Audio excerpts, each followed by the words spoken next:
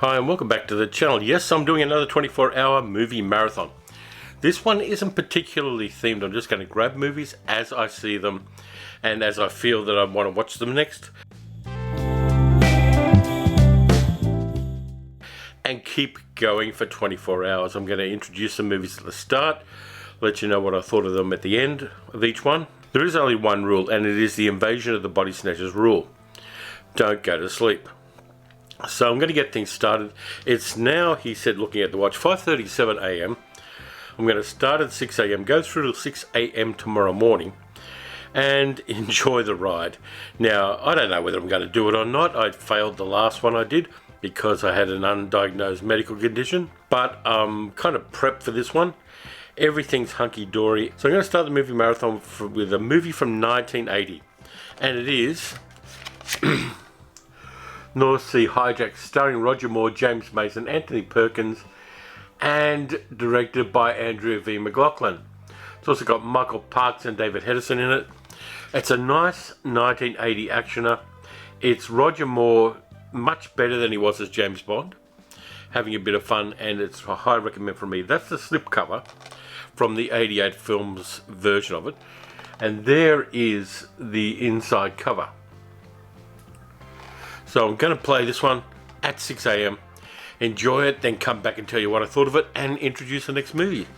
So let's get this crazy, insane circus started.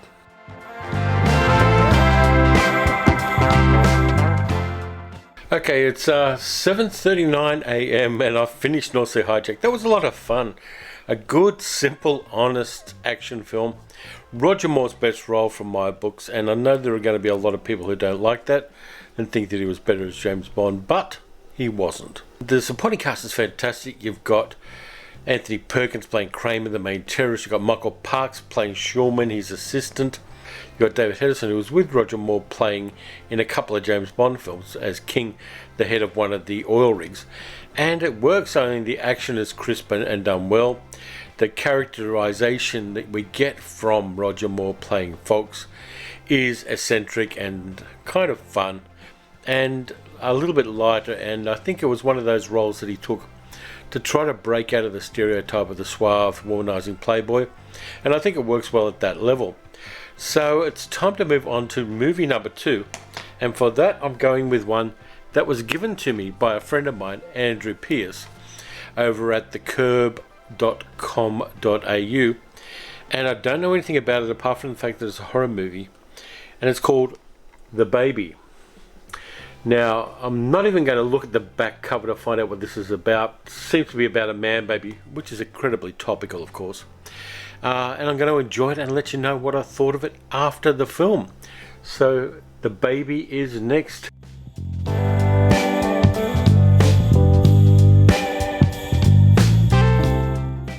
Okay, it's 9:19 a.m. and we're through the second movie of the marathon, The Baby, which is actually from 1972. It stars Anjanette Comer and Ruth Roman and Andrew Pierce. This is a sick and twisted movie.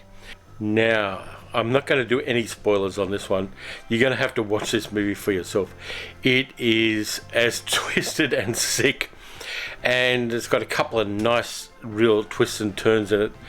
It's a horror movie and it's a hidden gem. It really defies explaining, because if I explain too much, the spoilers are going to leak all the goodness out of it. But I recommend that you see The Baby if you possibly can, because it's just one of those movies where you finish it and you go, oh wow. And that's basically what's happened here. Anjanette Comer is really good in it. Ruth Roman, who I always like as an actress, is great in it as well. You even get that 1970s staple of American Californian exploitation films, Michael Pataki turning up as a party goer who gets stoned. And yeah, I'm still digesting that one, to be honest with you, and I probably will be for weeks. That moves us on to something a little bit more funny for a start, and it's one of the later Billy Wilder movies from about 1961. 1, 2, 3, starring James Cagney, Pamela Tiffin, Horst Buchholz, Eileen Francis, Howard St. John, Yeah, it's basically Billy Wilder's satire on the Cold War. And it is funny, it is ridiculous, it's over the top, and I'm going to enjoy it a lot because I think I'm in the mood for something a little bit lighter after a 1980 actioner and twisted, sexually and morally perverse 1970s horror movie. I need a comedy, and 1, 2, 3 is going to be the comedy. So I'll get started. I'm still doing well. I've had my breakfast. All is well, and I'm looking forward to having something a little less dark than this last movie I watched. So I'll talk to you about 1, 2, 3 after I watch 1, 2, 3, which I'm starting at 9:30 a.m.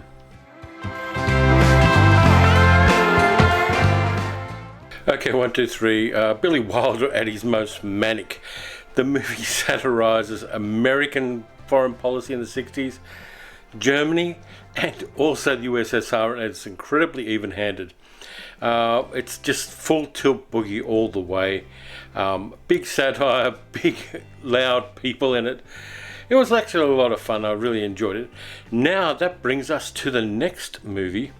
Which Andrew Pierce also gave me in the mystery box he sent me to replace the really horrible one that I got from England. Know nothing about this one either, but I'm going to go into it cold because the first movie he gave me out of the box, The Baby, was wonderful. Deathgasm. So we've gone from Billy Wilder to Deathgasm. Know nothing about it apart from the fact it's probably got heavy metal music in it and it's probably horror. So it's about 11:30. I'll be watching that one. So I'll let you know how it goes after Deathgasm. Okay, that was Deathgasm, which is owed a lot to early Peter Jackson because it's a New Zealand film. And it's kind of crazy, lots of gore, lots of guts, lots of blood, lots of bone, and music I don't particularly like. So, next video, and the timer is, he said, looking at it, 12:54 p.m. So I thought I'd do a palate cleanser after Deathgasm, and I'm going to watch this. High Society. Bit of Cole Porter happening there. Bit of Sinatra, bit of Bing Crosby, bit of Satchmo. And I'll let you know how that goes after Deathgasm, straight into High Society.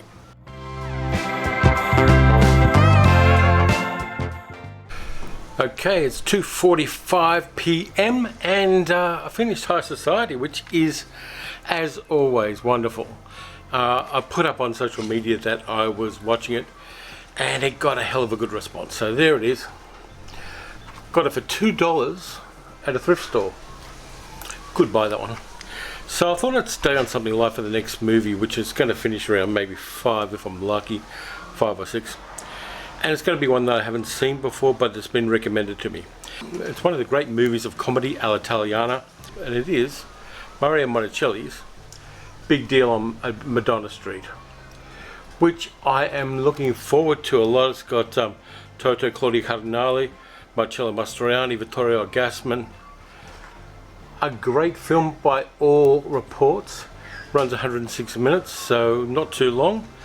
And it's in Italian, so I thought I'd get some of the ones I'm going to do with subtitles in before I got tired, because watching subtitles on movies when you're tired is a non-trivial task. So, time for this one, and I'll get back to you afterwards.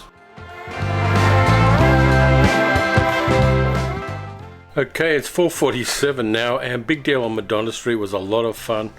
Kind of low-key comedy about a bunch of hapless criminals who plan and carry out a break-in that doesn't quite go the way they plan it. Really great cast. Marcello Mastroianni and Vittorio Gassman, and a whole bunch of other character actors in Italy. Filmed on the streets of Rome, and it looks great. The streets were as they were in 1958 when the movie was made, and the comedy is just there. The film just lands every comedy beat you can imagine. The characters are well delineated, and each one's very, very different.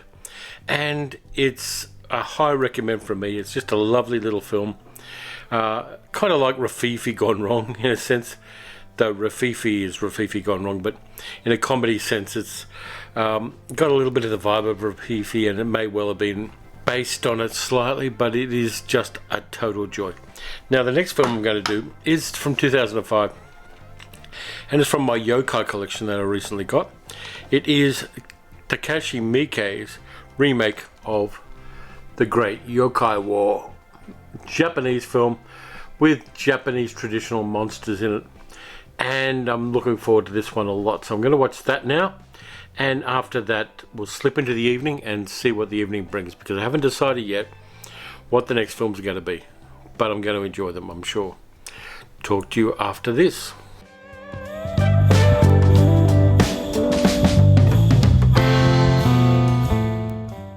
Okay, it's 6 minutes past 7 at night, and I've got through the first 12 hours plus of this 24-hour movie marathon. The Great Yokai War is fun. Ended on a bit of a somber note, but it's got a weird combination of practical effects, CG generated effects, also some stop motion. It's really balls to the wall action, and it kind of dives deeply into the yokai mythology of Japan. It's a recommend from me. The whole box set is a recommend from me, because this kind of stuff doesn't come up in English dubbed versions very often, so I really appreciate the fact that Arrow have put that one out. So yeah, definite recommend from me. It's such good fun, and as I said, it ended on a somber note. There is a kappa, which is a yokai, and somebody has put it into my field of view. I wonder who that is. It's Sally, middle-aged geek girl. Go and subscribe to her channel. Anyway, time to get on to some other stuff. Now, I'm not going to do any more subtitled movies, because I'm in the second half of this 24 hours. And subtitles take so much more attention span than I'm going to retain for the next 11 hours. Anyway, so I'm going to try this.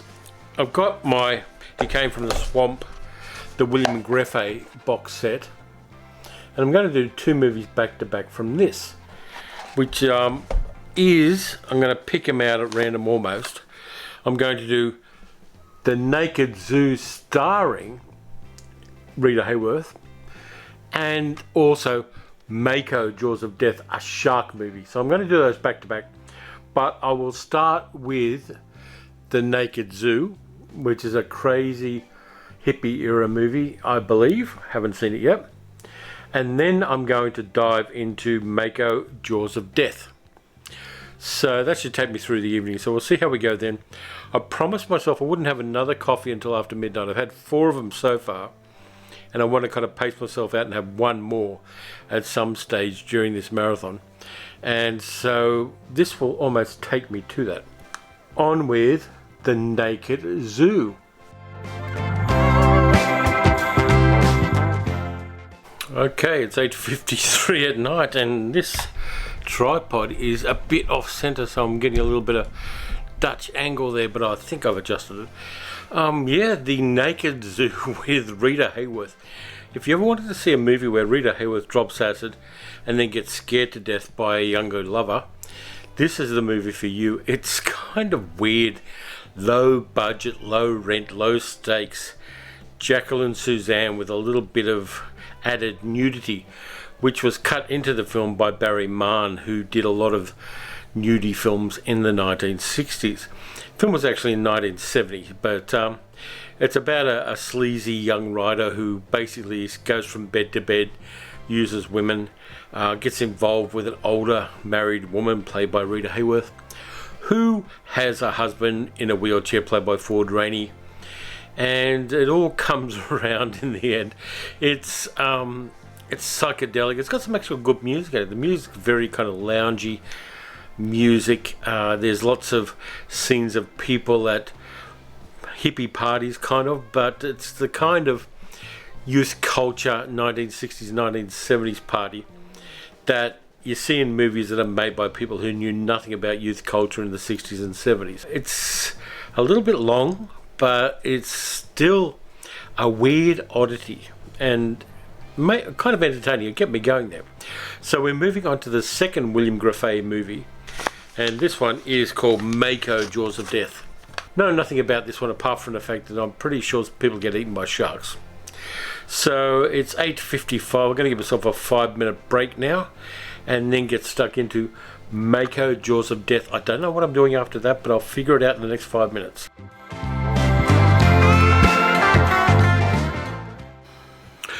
Okay, the time is currently 10:32 p.m. and I just finished Mako Jaws of Death, which is one of the weirdest shark movies I've ever seen. It stars Richard Jekyll, and it's also got Harold Oddjob Sakata, the guy that played Oddjob in Goldfinger, in a fairly minor role. But it's a really weird film set in the Florida Keys about a guy who has a mystical connection to sharks and uses it to become something of an eco-warrior. Low budget, it's William Graffet still, same guy who did The Naked Zoo, and it's got to be seen to be believed. The quality of the print isn't great, but a lot of these older exploitation films, this one's from the 1970s, don't really have great prints. They weren't preserved as well as studio pictures were from the time.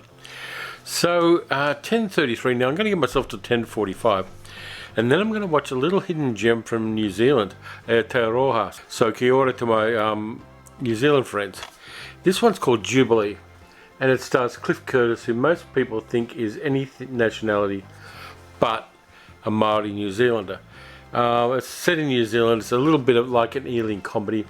I saw it a number of years ago, and I picked it up on DVD maybe a year ago, and I haven't had a chance to watch it yet. I thought this was a good opportunity to enjoy a feel-good New Zealand comedy.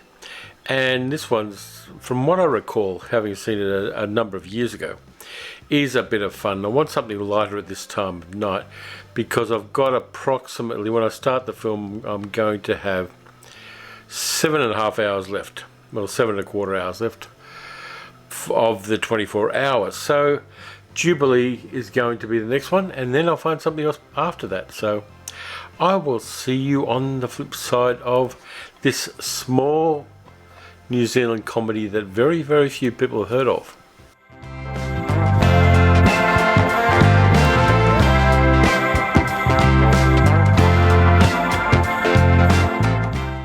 So it's just after 12:15 a.m. and I'm going to go the full distance. I'm going to go the 24 hours. I'm going to keep going till 6 a.m. with this movie marathon, and I'm losing the ability to put sentences together, so please bear with me on that. Jubilee was a lot of fun, good New Zealand comedy, had everything you want in a New Zealand comedy. It had a hangi, it had a haka, it had all sorts of cool stuff in it. It had Cliff Curtis and Teresa Healy playing his wife Pauline. Really nice comedy. I think it's a hidden gem. It's feel good, it's not pretending to be anything more than that, and it really does it honestly. So I had to work out what I'm doing for the next 6 hours, apart from staying awake and watching movies. I got this out, the George Formby collection. If you don't know who George Formby is, if you come from one of those benighted parts of the Northern Hemisphere where they don't know who George Formby is, he was an entertainer in the 1920s, 1930s and 1940s in the UK. And he was one of the first working class movie heroes. And this has a whole bunch of George Formby movies in it. I'm tempted to finish up the 24 hours with a few of those. So I'll probably start with 2. And then I've probably got a room for the last movie after that. And we'll see how we go from there. I think we'll go South American George for the first one. And after that, Much Too Shy. I haven't seen that one yet. So I'm going to go those two. That should take me through for another 4 hours at least. And then I'll probably be able to squeeze in the last movie before I go off to knit the raveled sleeve of care and catch up on my sleep. So Jubilee's over. 12:30 I'm going to start with South American George. Then I'm going to do Much Too Shy. And then I'm going to find the last movie. I don't know what it is yet. It could be anything, but I'm going to get through this, and it's been a weird kind of fun. And to be honest with you, I'm not as tired as I have been on previous occasions when I've done this, so it's all good, and I will see you guys in a couple of hours.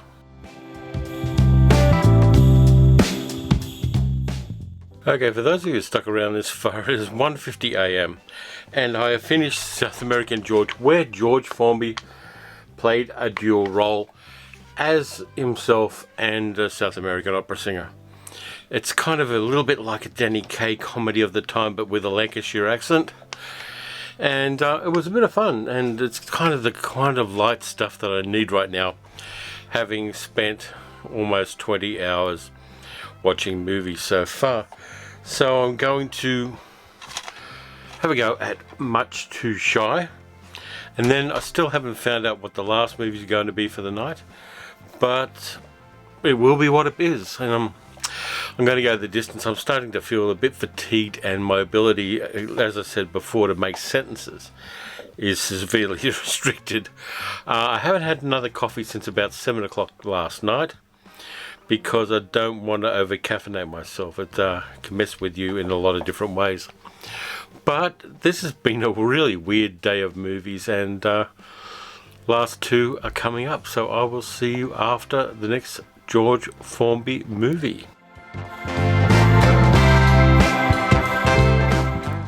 Hi, it's almost 4 AM, and so I've got one last movie for us. I watched Much Too Shy, the 1942 George Formby movie, where he plays a handyman in a village. It's kind of sweet and kind of silly. It's a later George Formby movie, and it's just at that point where his career was starting to get a bit same, and people started not watching the movies, and 4 years later his career kind of stalled. Died at the age of 58 in the late 1950s. So anyway, so that was that one. So I decided to do something that's kind of been mentioned on the channel a little bit in some of the comments when I talked about On the Buses and other British comedies of that era. We talked a little bit about the Carry On movies, and so I thought I'd end this 24-hour session with the Carry On movie, and I picked one of my favourite ones from '64. It is the James Bond spoof Carry On movie, Carry On Spying, with Kenneth Williams, Barbara Windsor, Bernard Cribbins, Charles Hawtrey, Eric Barker, Dilys Lay, directed by Gerald Thomas, like a lot of them were. And yeah, I think I will end the day on that. And just before I go to bed, I'll come and kind of finalize this video. What I'm also going to do is I'm going to come back after I've had some sleep and summarize all the videos I've watched and kind of prioritize them. Which ones I enjoyed, which ones I didn't enjoy as much as I thought I would, which ones were surprises. I'm going to do all of that when I have had some rest. So anyway, time for Carry On Spying, and I'll be back after that. Okay, it's that time. I've finished the movie marathon, the 24-hour movie marathon, with Carry On Spying, one of the very first feature-length James Bond satires, which has got pretty much everything you had in Dr. No, and kind of elaborated on it a little bit. And they also threw in a little bit of From Rush with Love there, threw in a little bit of Modesty Blaze, oddly enough, with some of the costuming. And the ensemble just works the way it always did in the Carry On movies. There was nothing particularly offensive from a modern point of view about it too, which was really interesting. So I enjoyed watching Carry On Spying. So I'm going to get some sleep now, and then I'll come back and I'll summarize everything and just wind up this crazy video. And I'm kind of reminded of why people use sleep deprivation as a kind of torture. Anyway, I'm going to get some sleep and I'll come back. Okay, I've got about 5 or 6 hours sleep, so it's time to do the outro and then get this thing editing on the big donk machine there. I'm going to go through the movies and just talk about how I felt about them. Got through the 24 hours, which is good. I kept it light towards the rear end of the videos, because after a while you kind of can't process complex media in a 24-hour movie marathon. But I got through 13 films, and that's good.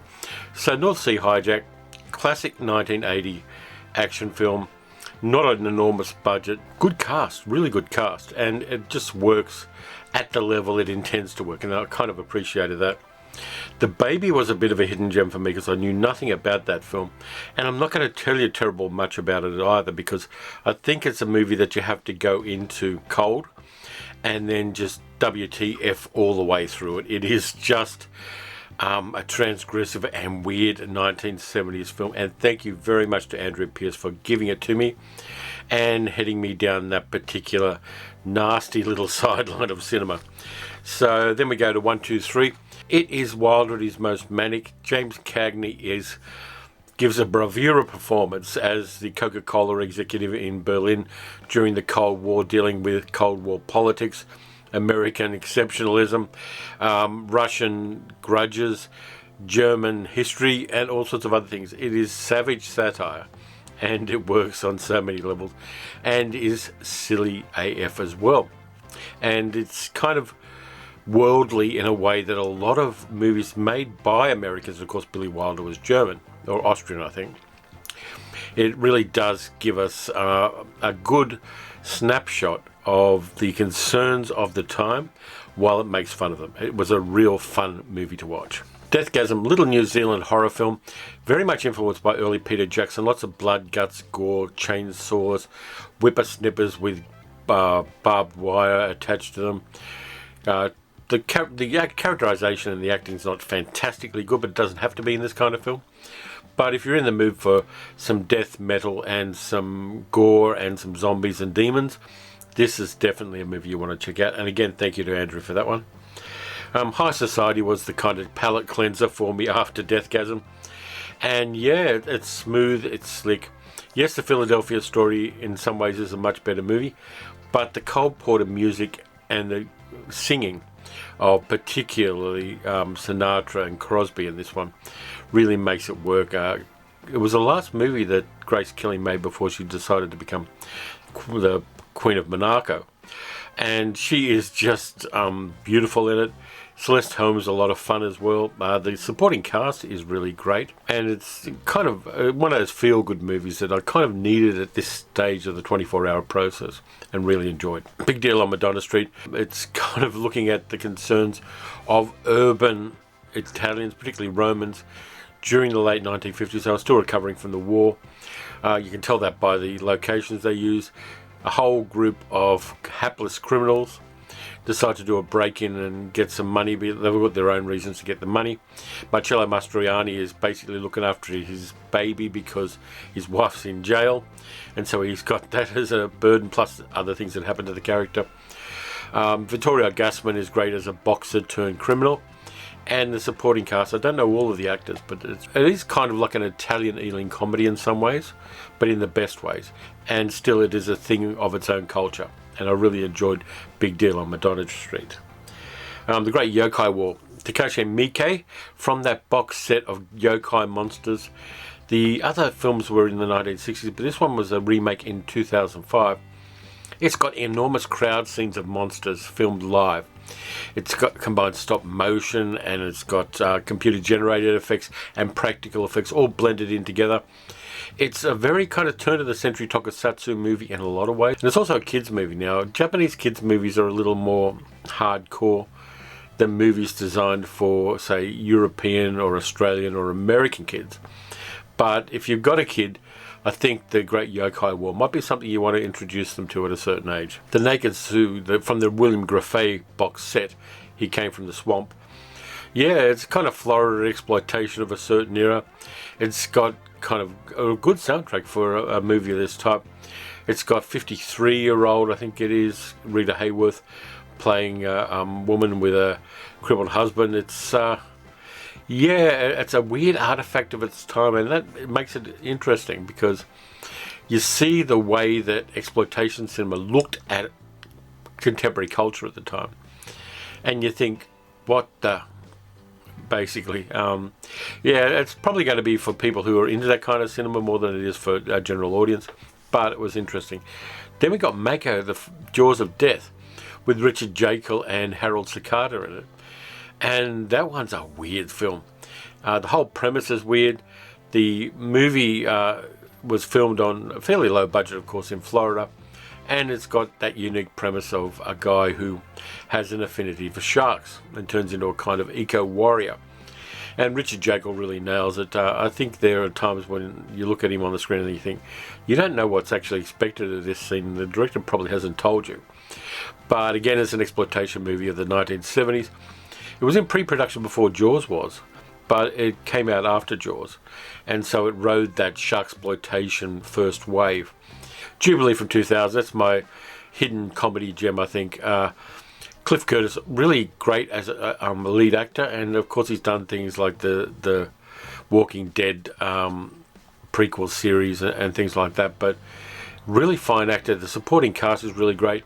It's deeply immersed in New Zealand culture, particularly Māori culture, and that strengthens the narrative a lot. I've seen some comments on IMDb that this isn't a good film, but I think it is. I think it starts out with a fantastic, weird, messed up comedy scene where a woman who owns a cattle farm is harvesting seed, let's say, from a bull, and things go wrong. And it just kind of goes from there into a family comedy of a hapless guy called Billy Williams, played by Cliff Curtis, who has to organise the 75th Jubilee of his town, and ends up doing it, and ends up finding his best self in a way. And I really enjoyed the movie. And then we've got the two George Formby movies. They're very much of its time, they're 1940s. But George Formby was the first big English comedy star of the sound era, apart from Gracie Fields and a few people like that. But he had a really good 10-15 year career doing these comedies where he plays a gormless guy from the north who's honest and cheerful regardless of adversity. And England really wanted that at that time, before, during and after the war. Well, not so much after, but before and during the war. The propaganda value of George Formby's shtick cannot be overestimated. And if you're into movie history, you might want to see if you can find a few of his films. The production values are quite interesting. There's some bits where you know they're painted backdrops, but there's a certain charm to that as well. It really does work well. Then we got Carry On Spying, the Carry On movie I decided to do. Production values on this were pretty high for a Carry On film. They really nailed the look of that 1960s Bondsploitation cinema. The usual jokes that you get with a Carry On movie, of course, the ones where you expect a rim shot afterwards, but it works. And interestingly enough, it didn't have Sid James in it, and that doesn't take away from it, because I think he wasn't a good fit for that particular kind of satire, but it's carried by the rest of the cast, and that really works well, particularly Kenneth Williams and Bernard Cribbins. And the weird thing is that the main villain is gender non-specific. They're a kind of early outlier in that way. I suppose they would have laughed at that in the 1960s, but these days you go, oh cool. Anyway, that's it for the 24 hour. Thank you very much for watching. As always, please consider liking, subscribing, and leaving a comment. Let me know what you would do at a 24 hour marathon. Were you stupid enough to do it? You can also support the channel via patreon.com at patreon.com/paleocinema. And in the meantime, look after yourselves. I've got a video I'm planning for Friday, which is another one of the end of year lists. Then on the weekend, I'm also doing a live stream, but I'll update people on that a little bit later after I've edited this one, get it uploaded, and then get a bit more sleep. Anyway, look after yourselves. Watch some good movies, watch some bad movies, watch some messed up shark movies, and I'll catch you next time. I wish